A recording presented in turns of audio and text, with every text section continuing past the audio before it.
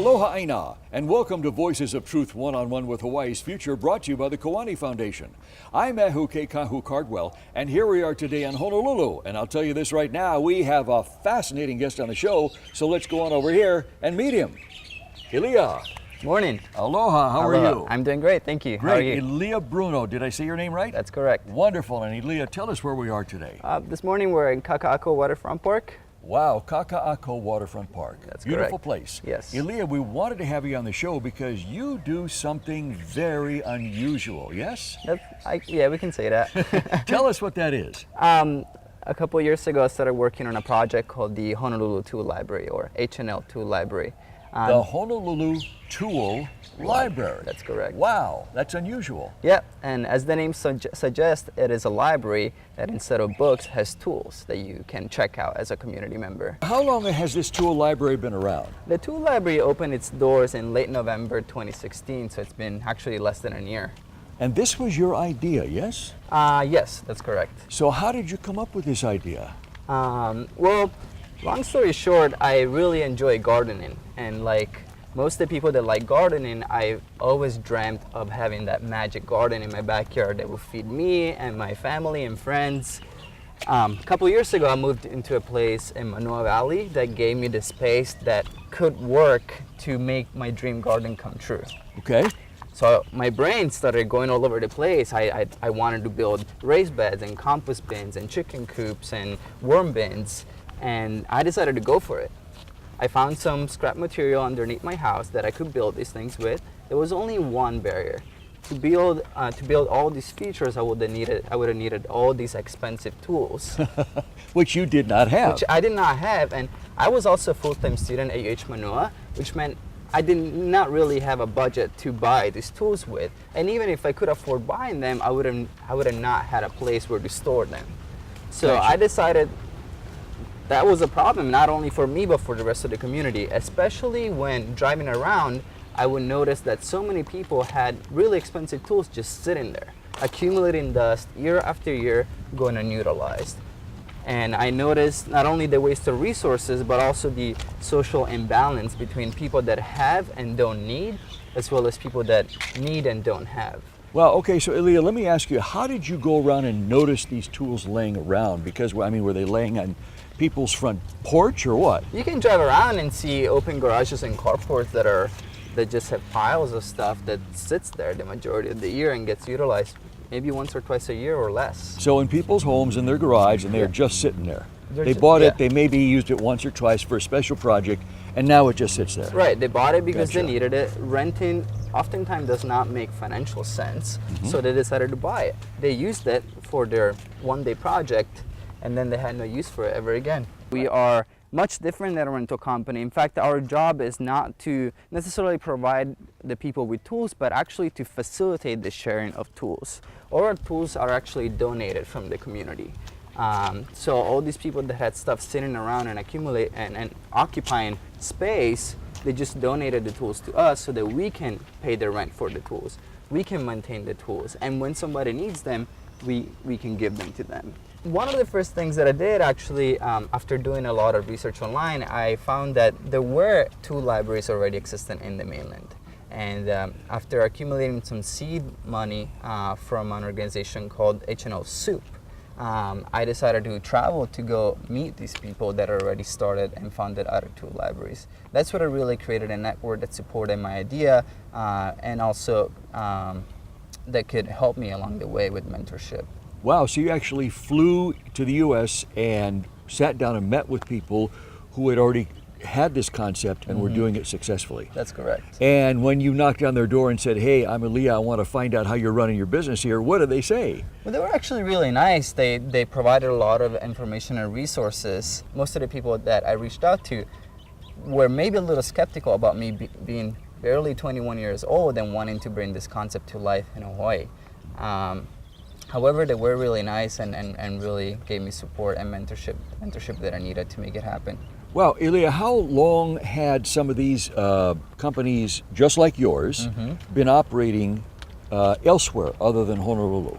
Well, there is the oldest tool library that's still around is the Berkeley Tool Library, And as far as I know, that one is more than 30 years old. In Berkeley, California. Berkeley, California, and it Wow. operates with the Public Library of Berkeley. So it's connected to the public library. That is correct. So you can go in there and get a book or a tool. That's correct. Wow. And it costs no money because it's funded through taxes. So somebody could actually go in there and check out a tool for free, and it That's wouldn't correct. cost them anything. Yeah. I flew to Baltimore first Uh-huh. to meet the founders and director of the Station North 2 Library in Baltimore. Mhm. And I also attended the International Indian Library Symposium, where I met founders and directors of 2 libraries from all over the US, all over Canada, and even Europe. So literally all over the world. Pretty This much. concept is all over the world. Yes, and it is Amazing. spreading like wildfire. When did it start? Well, it's kind of a good question. As I said, Berkeley 2 Library has been around for more than 30 years, but I think in the last 10 years or so has been when really the concept was brought back up into the progressive communities that wanted to see resources being utilized more efficiently to benefit the community. So in the last 10 years is what you're saying was when it really caught on. I think that would be pretty accurate. You did your tour, Mm-hmm. checking out the other places that already have it in place. Yep. You flew back here, Mm-hmm. then what? Well, I started doing the basic things like writing a business plan, writing a website, going to events to see what the community thought about this idea. Mhm. And then continuing networking, I actually got introduced to Reuse Hawaii. It's a nonprofit organization that runs here in Oahu, whose goal is to reduce the waste that comes from construction that goes to landfill. So typically here in Hawaii, like most of the places in the world, when a house is too old, it gets demolished and everything gets sent to the landfill.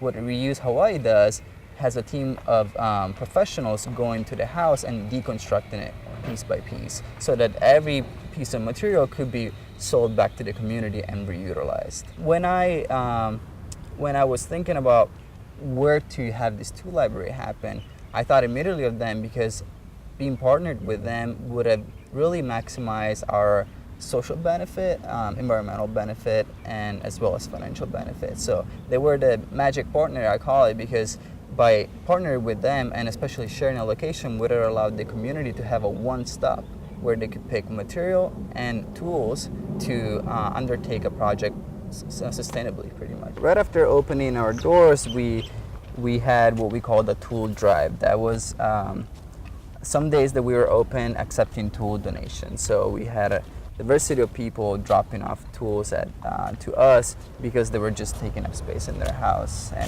it didn't longer make sense. We opened our doors when we had as little as 20 tools. Really? We didn't wanna wait until we had hundreds before we opened. We wanted to start small and then have the community grow it as much as they wanted to. So immediately we had a good influx of people that were doing remodeling at their house or taking on art projects or even students working on projects for school. All these types of projects are projects that demand tools to be used once. And so they will come to us saying, I gotta redo my bathroom and I don't wanna buy a tile saw that costs more than $100 and those other tools that cost more than $100 as well. So they would just check them out from us, and they have a week at a time to be able to complete their project and bring the tools back. And all of this at no cost other than one annual membership that you have to pay for. Is that right? Yeah. Sorry. Okay, so let's take me for example. Let's say I want to remodel my living room, okay, and I'm going to do it myself. Yeah. And that's a big job, and I'm going to need several tools that are expensive Yeah. that I don't own, and I learn about you. Yes. So I walk in your front door and I say, here, I'm here to check out some tools. What do you tell me? What is the first thing I need to do? Well, we explain how the tool library works. We start by our membership types. We have 3 memberships that you could purchase based on what you need. Our most expensive membership is $85 for the year. Really? That is, with that amount of money, you could rent one tool for 4 hours at Home Depot, for example. Exactly. That's But cheap, is that, what you're that saying. is very cheap. Yeah, that is our goal, and our mission is to keep it so that price is never going to be a barrier for anybody. So it's affordable for everybody. Everybody. Wow. Yes, that is our goal. Once you choose your membership, we walk you through our policies and how the tool library works, and we always explain that the main rule is be cool. Borrowing from the tool library is very much like borrowing from your family, auntie and brothers. Yes. You know, we expect you to take care of the tools like if it was your own, or like if it belonged to a person that you love, and you respect the tool and bring it back in a way that somebody could check it out again right away. All right, so then what? After you explain that, then what? Do I get the tool? Yes, well, there is, you gotta sign the borrowing policy and you gotta sign a liability waiver, and then the tools are yours. You get the tools and you have a week until you must return them. Okay, and so how many tools could I check out at the same time? Depending on your membership, but typically you're allowed to check out as many tools as you want. What happens if I bring back a tool and you can tell I didn't take care of it? I was reckless with it, I broke it, it's in worse shape than when I checked it out. What happens? So it is your responsibility as a member to pay to either replace the tool or get it fixed by us or somebody else. Okay, and likewise, that's the same scenario if I never show up and return the tool, yes? That's if I decide correct. to keep it? We actually, we do keep either a credit card on file or a deposit in case that happens. I gotta say, we completed 700 loans and that has never happened. One of the problems that we're also working to solve is the fact that generally in our educational system, people are not being trained anymore to undertake hands-on practices and activities. Everybody's been told to go to college and get a business degree or accounting or go to medical school, but who's gonna build our houses and who's gonna fix things around the home? Right. So, and there is a growing desire for people to learn how to do woodworking and carpentry and all kinds of arts, because these hands-on practices are really being left behind. So we recently started a workshop program where we teach people how to do carpentry, how to do woodworking, how to do home repairs, how to fix and maintain their bicycles, how to do gardening. It's just a variety of skills that people can learn. Wow, that's amazing. All right, now Elia, can we go over and see? That would be awesome. I'd love to show you. Great, let's go. Right now we are at Reuse Hawaii. It's called Reuse Hawaii? That's correct. Wow, okay. And so this is the place you were telling us about, that when they demolish a home, they save all the stuff and resell it, yes? That's correct. Wow, Yes. amazing. Look at all this. And oh, look at this. Bowling lane segments. How about that? This is from a bowling alley? That's correct. And according to the status quo, that was supposed to go straight to the landfill. But instead, people are making desks and counters out of it and giving it back to the community so it could have a second life. Amazing, amazing. That's really something. And look at all of the reusable wood over here. Yeah. Wow. Reused and reusable. That's correct. Wow. All right, can we go inside? For sure. And look at all this. Here's windows and shutters and screens. It just goes on and on. Pretty much anything that could be in a house could be here. Wow, look at this. This light fixture. That's amazing.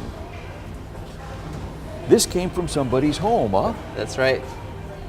That already had a life and was part of a family's life as well. We're going to walk back now to your tool library. Yep. Look at this. Oh my goodness, sinks. There's light fixtures. Here's more wood. Filing cabinets. Wooden cabinets. Metal cabinets. There's drawers, a whole line of drawers. Wow. Oh, and here it is. Oh my goodness. Look at this. Amazing. The Honolulu Tool Library, right here. Is. Join ours and learn. Finish your product. Cool. Can we go inside? For sure, yeah. Let me open this up for you.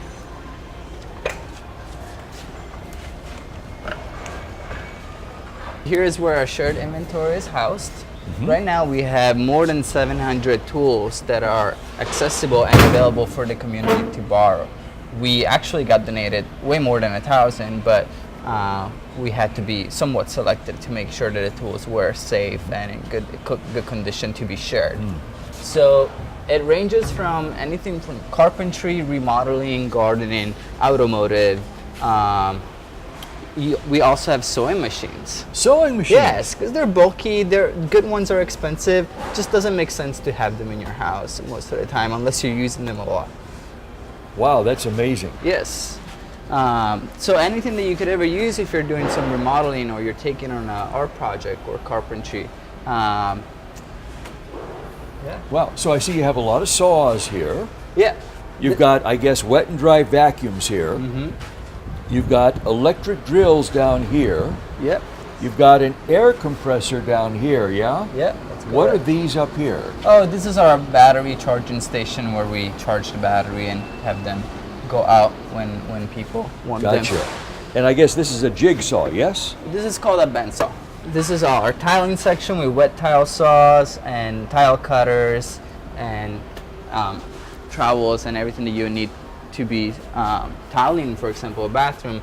Here's our gardening section. For example, we have some telescopic saws that you would need to prune a tree. Oh my goodness. This baby goes up to 21 feet. Really? And has a blade that cuts when you're going up and when you're going down. Oh my goodness. This allows you to cut through hardwoods like if it was butter. This alone costs more than $300. Wow. And you're probably gonna use it less than once a year. Right. So it really, such a waste of resources considering all the metal and rubber and plastic to buy it and then just have it sit in a garage. Wow. This is a member's favorite. And weed whackers and out here router for woodworking or carpentry, demolition drills. These things you're only gonna need it for a specific rare project. And you've got heat guns here. Guns as well for the DIYers or crafty member. And you've got your drill bits down here. Those are Dremels and Dremel bits. And a small portable table saw and a portable router table. So Wow. everything that we have, we make sure that it's going to be easy to transport and put into somebody's car. For example, table saw, usually they're stationary, they're big, they weigh hundreds of pounds. So we have the portable version of it so that anybody could take it home. Wow, and I see you've got clamps here, hammers, All kinds of clamps. wrenches, Yeah. all kinds of tools. Yeah. Wow, amazing. And here's the desk where they check out. Check the Yes, stuff this out. is our librarian desks. Uh-huh. Our librarians are mainly volunteers. We have volunteer librarians and volunteer tool doctors. They are the people that run the show. The librarians are here signing up members and checking tools in and out, whereas our volunteer tool doctors are the ones that are, it's thanks to them that our tools are in good shape and they stay well maintained. Okay, so they're the ones that if they're not in good shape, they bring them back into good shape. Yes, that's correct. Elia, how do you know if somebody, like if I come in to borrow, let's say the bandsaw, okay? How do you know that I have enough experience to use something? That is a good question. So typically when you buy or rent a tool, the people at the store or at the rental place, they don't care whether you have experience or not. They'll just give it to you, even though it could hurt you. We actually train our librarians and actually explain our members that they can be fully honest with us and let us know that there is this tool that they need but don't know how to use, and we'll be more than happy to show them how to use it and train them, or show them some resources like books or YouTube videos that could show them how to do it safely. Also, we recommend taking our classes and workshops, which is where we teach and how to use these tools and give our community members the chance to practice using the tools. Wow. So you train them right here on the spot? Yes, when possible. For most of the tools, we'll be more than happy to, instead of just telling them, no, you don't know how to use it, we're not going to give it to you, we want to empower them to be comfortable and confident using it. So we take the time to show them how the tool works and how they can use it safely. Wow. And you also point them to resources online, videos that they can Yes, look at. or to our classes. Our classes are the best way to learn how to use certain tools, and really the only way, because you need to have a safe environment with some supervision to learn how to use certain tools that are typically dangerous. Yeah. Wow. Okay, Elia, who teaches your classes? Well, we have a variety. Well, at the beginning it was me. Now I'm getting the help of some new volunteers, and we're actually starting to, we just got our first workshop coordinator who's going to be teaching and designing and setting up classes for us, and very grateful to have him. He's a very talented woodworker. Wow. You know, where did you get the experience? I mean, you've got a lot of tools here, Elia. Where did you get the experience to know how to operate all this stuff? Because when we first started talking here today, all you wanted to do was have a nice garden outside your home. Yeah. And now it's come to this. Yeah. So where did you pick up this kind of experience along the way where you know about all these different tools? Yeah, that's a good question. I did not grow up in a workshop using tools my whole life. However, I was the type of person that when I needed something, I would try to make it myself or fix it myself. So I had a general understanding of the basic tools and basic physics and engineering, but it was through starting a tool library and through visiting tool libraries that I got the knowledge to be a semi-expert in tool use and stuff like that. Just all this stuff, we do consider it as it's crazy knowledge that it takes years to accomplish, which is, it can be true, but the reality is that today we're so lucky to have the internet, resources like Google and YouTube, where we can learn so much just from that. You can learn practically anything. Yeah, exactly. So that was probably the majority of my learning. And in fact, I don't have a lot of experience,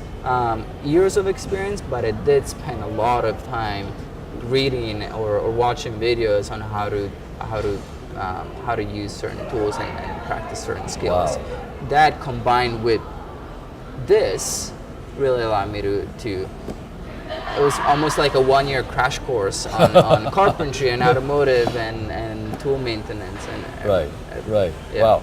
What are people's reactions when they come here the first time and they've never come to a tool library, never heard about a tool library, except somebody said, you got to go check this out? Yeah. Most people just walk in and are like, wow, this just makes so much sense. Yeah. How did nobody think about this before? That is the majority of the responses, and people are excited to be able to do projects and save money and do it sustainably as well. Then it also gets interesting in the demographics. We have young people, the new generation, they're like, of course this makes sense, we're going to share tools. Well, the older generations, maybe like the baby boomers, that are going to be like, well, I want my own tools, you know? So it does become almost like a culture and generational thing, but we're excited to see how most people really get it and really want to be part of it. Elia, what's the youngest person that has come in here to borrow a tool? To be a member, you have to be 18 years old. Okay. But to take our classes, you only have to be 14. 14? Yeah. And who's the oldest person that's come in here? Wow, that's a good question. I want to say the oldest member that I can think of is probably at least 75. Wow. Yeah. So from 14 or 18 Yeah. to 75 and everything in between, everybody in between. What kind of a difference do you think a tool library like the Honolulu Tool Library can make for people and the environment and quality of life here in Hawaii? Yeah, well, that is a good question. There is a couple of things that we're trying to achieve. One is to have people understand how inefficient in terms of resources it is to buy and own something, to just keep it in your garage until it goes to the landfill, and how much more efficient environmentally and financially wise it is if we all were to share.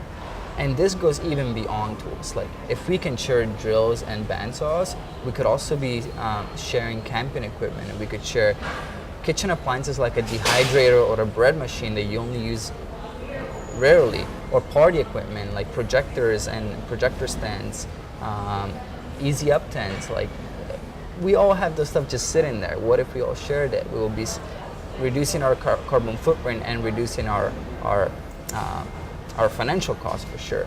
Then the other thing that we're trying to empower people through is DIY skills. What is that? Yeah, a lot of times we have all this stuff sitting around our house, but we're so disconnected from how it works and how it's made, and we're so disconnected by the fact that we could build the things that we need, you know? Just yesterday, one of our members came to the tool library showing me this wooden board that I needed for some physical exercises. He has a bad knee and he used to do a particular exercise. He wanted to buy that board. It cost us $60, and I say, look, you're a member, you have access to these tools, you're Reuse Hawaii, with less than $1, and in 30 minutes, he built it himself. Wow. So, yeah. Elia, this is way bigger than Yes. tools. This is not about tools. It's not just about tools. Right. This is about a concept Yes. of recycling, reusing, networking, connecting, Yes. helping each other, and everybody being way better off than Yes. going out and buying new each time. In fact, for me, Yeah. as the founder and director of the tool library, this was never about tools. Wow. This was about community. This was about sustainability. This was about self-sufficiency as a community. Wow, and you saw that right at the beginning, didn't you? Yeah, That's correct. amazing. What a wonderful story. And Elia, that's where we have to leave it. Mahalo for being on Voices of Truth. Keep doing what you're doing here. I will. When we come back and visit you again, we want to see the tool library be huge here. We want to see you have many other locations. All right. Looking Keep up forward the to good that. work. Thank Excellent. you. Excellent. Appreciate And that. mahalo to our viewers for joining Elia and me here on Voices of Truth. Remember, you can watch us on the web 24/7 on voicesoftruth.tv.com, and you can like Voices of Truth One-on-One with Hawaii's Future on Facebook. I'm Ehuke Kahu Cardwell for the Kiwani Foundation, and until next time, with Elia here, ahuyo! Aloha.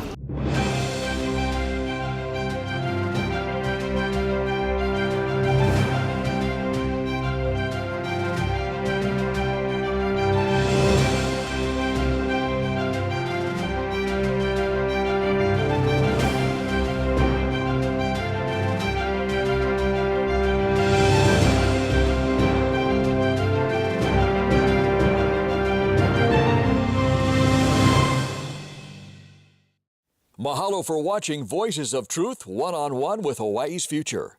Watch us on the web 24/7 at voicesoftruth.tv.com. You'll find all our shows, including this one, in case you want to see it again or share it with family and friends. Also view our weekly video commentaries at freehawaiitv.com. And check out our blog, published daily, at freehawaii.info. It's all part of the Free Hawaii Broadcasting Network.